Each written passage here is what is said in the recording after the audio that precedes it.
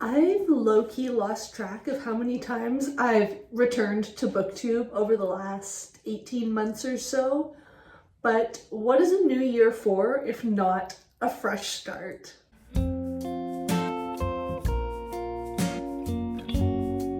Hi everyone, Rosie here. Welcome back to my channel. As the intro said, we've been here before. I have made a lot of comeback videos and I have not made a lot of videos after that. Got a little plan up my sleeve for that today. I'm going to film the next video I'm going to post immediately after this, so maybe that will get me over that hump.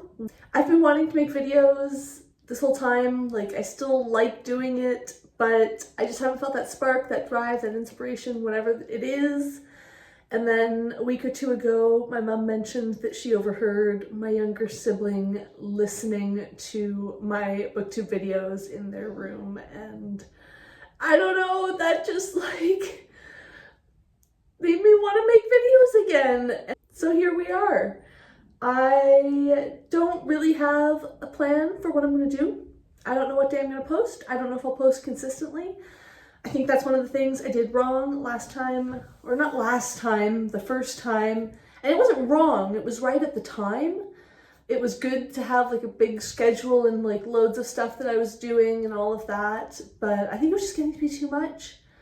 And that's not what I want to do right now, so I'm just going to try and give myself space to explore, to evolve, to change my mind, to try things out. I'm not too sure what'll work, but we're going to go with it. I'm also really easing back on reading goals this year. I have a rough goal to read 52 books because I've just not been reading nearly as much in the most of 2023, honestly, and in 2024 I want to get back to that and find fun in it, so hopefully having a lighter goal will help with that. We will see. The first book I read this year certainly set me off to a good start. It was The Shepherd's Crown by Terry Pratchett.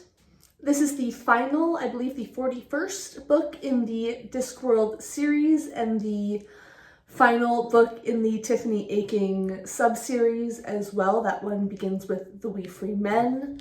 We first meet Tiffany Aching as a 9-year-old in The We Free Men when she is facing off against the Queen of the Fairies armed with a cast iron skillet because someone's gotta do it.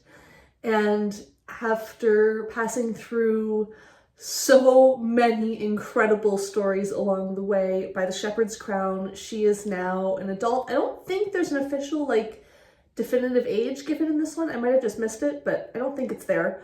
The elements in the Shepherd's Crown, I don't want to give too many spoilers away and stuff, but it really comes full circle really beautifully with how Tiffany's story starts in The We Free Men, and there's so many characters and elements that I'd honestly forgotten come up again in that way. It's really, really cool how it's done. I have loved the Discworld series, and more specifically the Tiffany Aching series, since I was a kid. I think I've talked about that a fair bit, but also I haven't made as many videos as I've been reading these ones, so maybe not as much as I would think I have.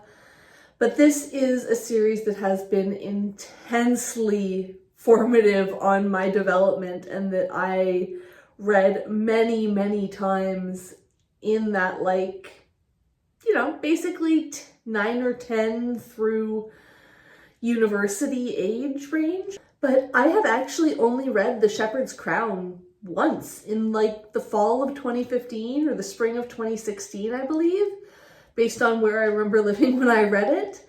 And it was really, really delightful to return to it after, I guess, 8-ish years or something, and rediscover all of those details that I didn't remember from my initial reading.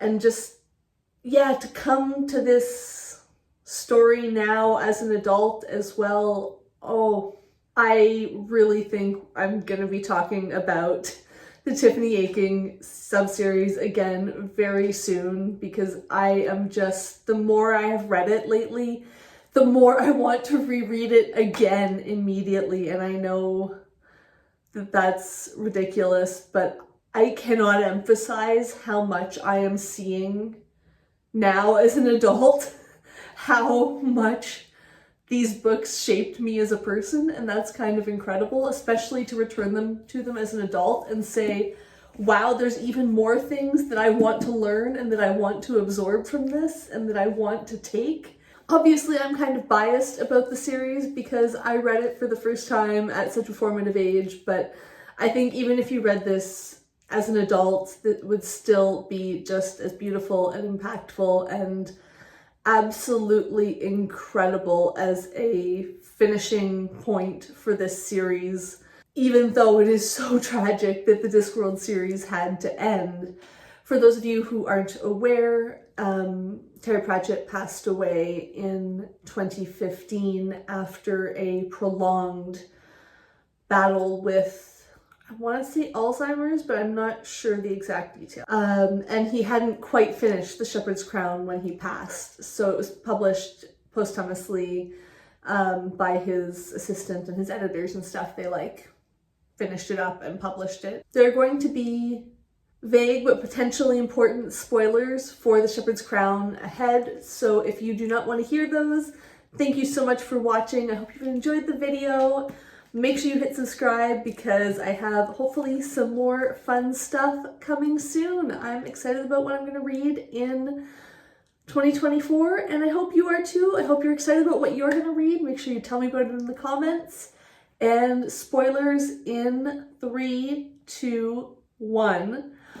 Okay, given what I said about Pratchett's death during the writing process and the fact that he had been coming to terms with that for many years and been very active and vocal about that for many years already at that point, I can't help but feel like the major character death early in this novel is even more meaningful and impactful and emotional on just so many levels.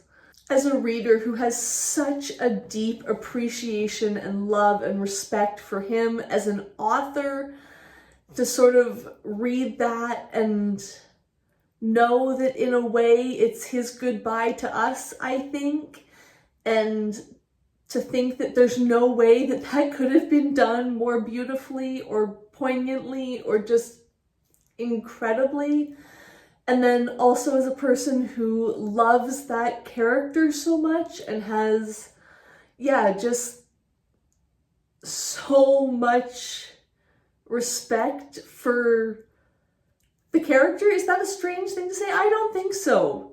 Pratchett creates characters that are just so three-dimensional and incredible, and this one is one of my favorites from throughout the entire series. So the way we say goodbye to them as well is also just moving. It genuinely brought me to tears at points.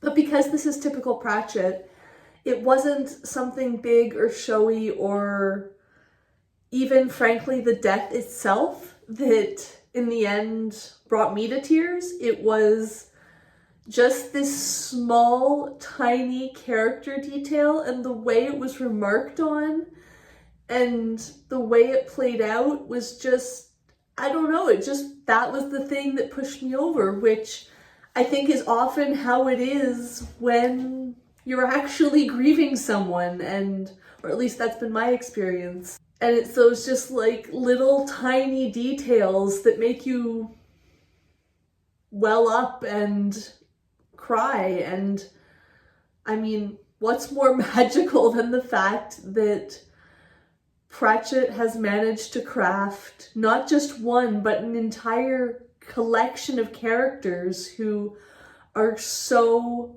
wonderful in how they are fleshed out and how they interact with each other, that his writing about that sort of scene can make you feel that same thing. Obviously, I love the Discworld novels so much. I would not have done this entire reread and be talking about rereading them more and reading his other books so soon if I didn't. Even though he didn't get the chance to finish The Shepherd's Crown, I just can't imagine a better way for him to have said goodbye to all of us. And wow, what does that say about him as an author? Or maybe that's just me as a reader. Maybe that's just me interpreting this selfishly. I don't know. Pratchett fans who have read The Shepherd's Crown, let me know what you guys think in the comments below. I hope you have enjoyed this video. Once again, thank you very much for watching, and let me know what you think.